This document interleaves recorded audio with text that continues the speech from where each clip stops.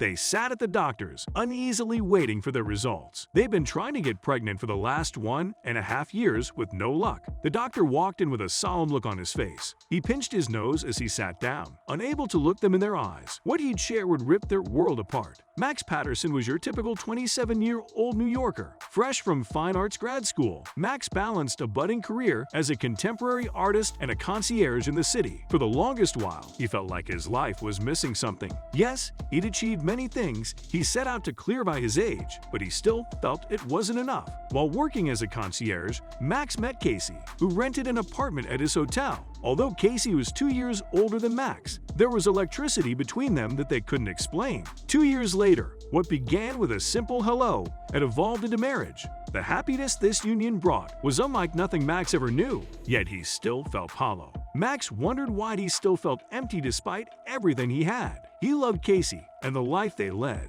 He also knew every aspect of his life was perfect. So what was it? Knowing his wife always listened to his problems, Max opened up to Casey. He told her she'd brighten up his life beyond measure, but something was missing, and he couldn't put his finger on it. Casey listened attentively, as she always did, whenever something was bothering Max. "I've been feeling that way as well," she said. Her words brought a wave of calm over Max. They spent that night talking, agreeing that having a child would fill the voids in their hearts. They didn't know that this was where the trouble would sprout from. Max and Casey spent the next year trying to get pregnant. They were hopeful at first, filled with the endless expectations of newlyweds. Each month, they would take a pregnancy test, and the answer would always be negative. Their hopes started dimming with each test. It soon became evident that something was barring them from their goal. Max and Casey were both adopted into large families. As such, they wanted, more than anything, to start one of their own. A big family would breathe the life they needed in their relationship. Saddened by their situation, Max brought up visiting a doctor. In his mind, there was something wrong with him, and he wouldn't let it ruin their marriage. Could a doctor help him?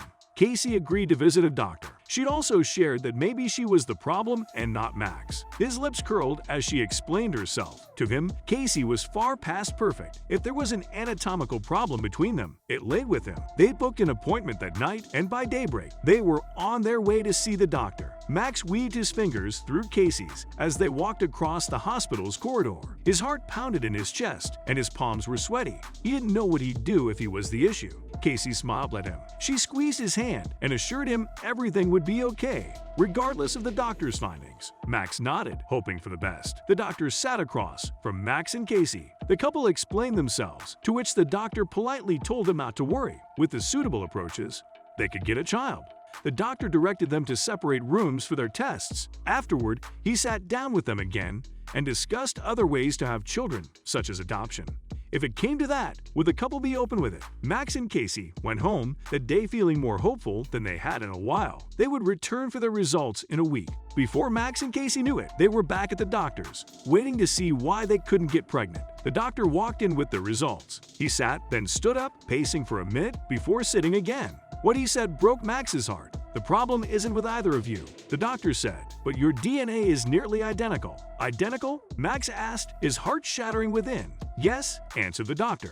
"This means you two are closely related. It's why you're having a hard time conceiving." Max's jaw slackened. He turned to Casey, seeing the crystalline tears that streamed down her face. His heart broke for the second time that morning. "Cousins?" she asked, and the doctor shook his head. The doctor took a deep breath and handed the couple their files. "You two are twins," he said. "Impossible?"